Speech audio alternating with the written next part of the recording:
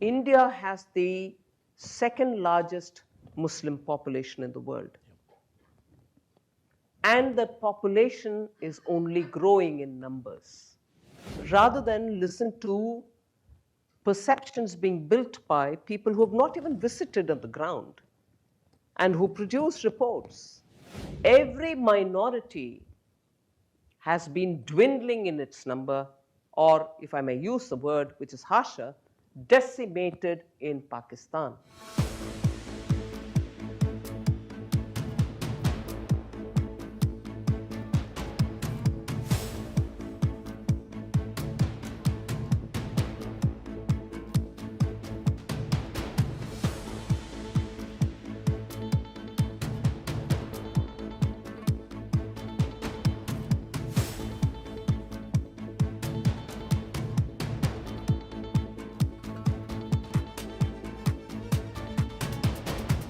Another place, though, where perceptions are very different in Europe, if not the US, from India, is on politics. There is widespread reporting in the Western press about MPs from the opposition party losing status, about Muslim minorities in India being subjected to violence. I'm not going to ask you to deny or comment or rebut. What I would ask is, are these perceptions affecting in any way your sense of investment in India or capital flows, or has this not been an issue? I would think the answer for that lies with those investors who are coming to India, and they have been coming. And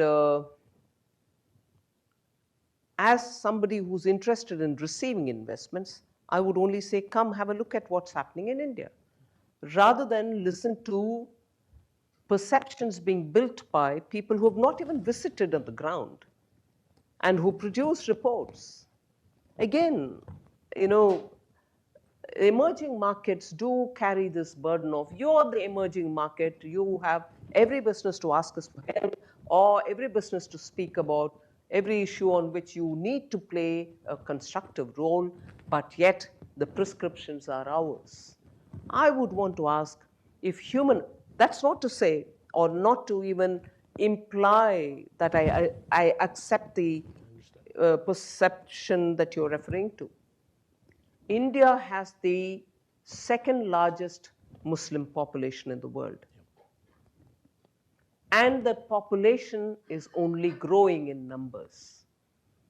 If there is a perception, or if there's in reality,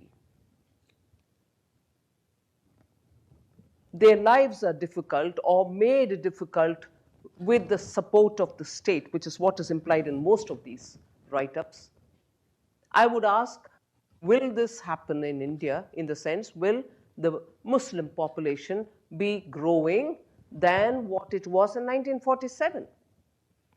As opposed to, let us say, I take the name of the country and therefore the contrast can be sharper, as opposed to Pakistan, which was formed at the same time. India was divided into two, Pakistan. Pakistan declared itself an Islamic country, but however is said, minorities will be protected. Every minority has been dwindling in its number, or if I may use the word which is harsher, decimated in Pakistan. Even some of the Muslim sects have also been decimated. Violence prevails against Muhajirs, Shia, and every other group you can name, which is not accepted by the mainstream, I don't know, Sunnis probably. Whereas in India, you would find every strand of Muslim doing their business, their children getting educated, fellowships are being given by the government. And I would want to see where exactly is that one state where. And again, law and order is a very state subject. It's not the government of India's subject.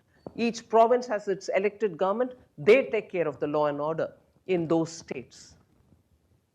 So across the board in India, if violence is happening to make Muslims get affected, itself is a fallacy as a statement. It cannot be so. Each province and its police are different. They are run by the elected governments in those provinces. So that itself tells you how these reports have no clue of the law and order systems in India. To say it's all the blame of Government of India, I would want to say, then tell me, between 2014 and today, has the population dwindled? Has the deaths been disproportionately high in any one particular community? So I would rather invite these people who write these reports to come to India. I'll host them. I'll host them. Let them come and let them travel alone India and prove their point.